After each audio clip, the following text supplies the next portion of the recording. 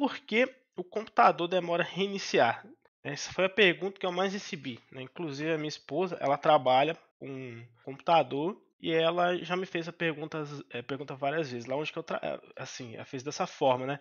Lá onde que eu trabalho, eu às vezes preciso reiniciar o computador e às vezes o computador fica 10 minutos, 15 minutos para ligar, né? Por que que isso acontece? E aí eu fui explicar para ela alguns motivos que pode ser. Primeiro, motivo. Computadores hoje em dia, que rodam sistemas operacionais mais atuais, geralmente em comércio, sim, eles não têm uma velocidade tão boa em hardware. Por exemplo, você pega um computador aí de uma farmácia, por exemplo, que está lá só para rodar um programa de automação ali, para fazer vendas, esse tipo de coisa. Esse computador, normalmente, ele não vai ter um SSD, ele vai ter um processador mais antigo, né? Um processador lá de segunda geração, de primeira geração, às vezes até mais antigo que isso. E esse é um grande problema, porque quando os computadores são muito antigos, eles não conseguem acompanhar as atualizações de software. Por exemplo, né, para você resolver um problema desse, o computador demora a reiniciar. Aí você apertou lá o botão de reiniciar, ficou 20 minutos reiniciando, né? Ficou lá. Isso acontece também muito em servidores, né? Às vezes a pessoa precisa reiniciar um servidor, aí o servidor demora a reiniciar. Hoje em dia, você pode resolver um problema dessas empresas, por exemplo, com o SSD. Você pega aí um SSD de 240 GB, por exemplo, e você vai pagar aqui mais ou menos aqui no Magazine Luiza, por exemplo, R$ 111, um SSD de 240 GB, que na Amazon também, R$ 104, e isso provavelmente vai resolver o problema da lentidão de reiniciar o computador, né? Então as pessoas têm muito esse problema e pode ser resolvido às vezes com uma coisa simples. Às vezes o cara está usando lá um processador muito antigo, né? Eu vejo muitas empresas que eu atendo aí que às vezes elas estão usando um processador, um Core 2 Quad. Aí você vai pesquisar um Core 2 Quad, o Core 2 Quad não, né? Um Core 2 Duo, para falar a verdade. Vai pesquisar um Core 2 Duo ali, ó, aí você coloca assim no Google, Core 2 Duo CPU-Z, aí você vai ver o poder de processamento de um Core 2 Duo lá. Você tem um processador que tem 535 é, pontos aqui de multithreads, ou seja, esse aqui é o poder máximo de processamento dele. Não quer dizer que não vai rodar, mas vai ser lento para a maioria das coisas. E olha que esse Core 2 Duo aqui é um dos melhores que tem, né? Depois dele vem o Core 2 Quad. Se você pegar, por exemplo, um i3 de 10ª geração, ó, vamos colocar aqui, ó, um i3, 10 e 100. Pega um i3, por exemplo, de 10 e 100, que é o processador mais básico da geração, você vai ver que ele tem uma pontuação aqui de 2461, o que é muito superior a um Core 2 Duo, que é antigo. E às vezes isso aqui não é caro. Você entra em lojas como a Terabyte, Pichau, você consegue comprar esses processadores bem barato.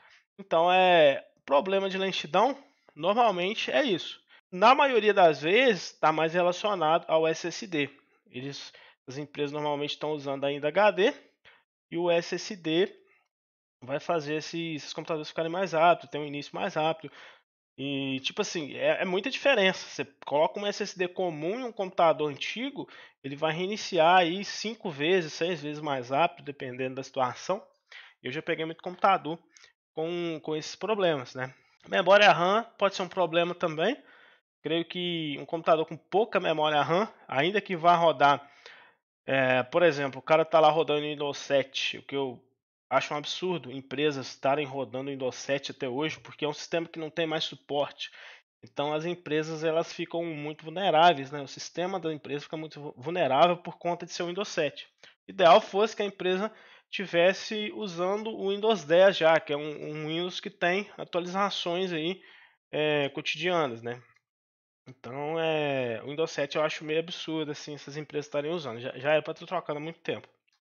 Empresas de cidade maior, empresas maiores normalmente fazem essa troca e normalmente essas empresas também têm um setor de TI para fazer isso. Empresas pequenas ficam com hardware antigo, hardware fraco e que se botar o Windows 10 às vezes não vai nem rodar direito, né? Então assim, pode ser uma situação que, por exemplo, eu já passei por alguma situação aqui que o cliente pediu para trocar. o HD por um SSD.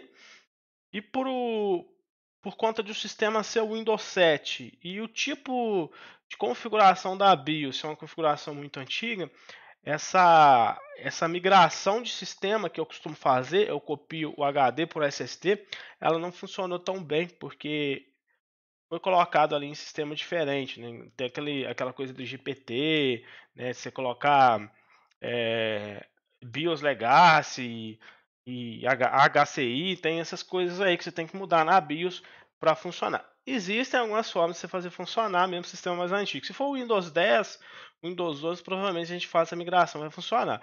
Mas enfim, então a gente tem esse problema. Da memória RAM, pode ser memória RAM, pouca memória. Às vezes o cara está rodando Windows 7 lá com 2 GB de memória RAM. E nem que, assim, o sistema da empresa, às vezes, ele roda com 2 GB de RAM. Mas às vezes esse computador também é usado para algumas outras coisas, né? Tem empresas que estão fazendo atendimento por WhatsApp, aí o cara vai lá e usa o Google Chrome para fazer o WhatsApp. 2 GB de memória RAM no computador para você usar o Google Chrome é pouco, né? O mínimo para você usar, mínimo assim, lento, 4 GB, né? Ideal para você usar com folga aí uns 8 GB de memória RAM. Então, se tiver pouca memória RAM, provavelmente o computador vai demorar a reiniciar. Processador ruim, como eu já falei, demora também, faz o computador demorar a reiniciar. E o principal problema de todos, que é a questão do HD. Troque o HD pelo SSD, vai ter um ganho de performance muito grande. Então, basicamente são essas coisas, né?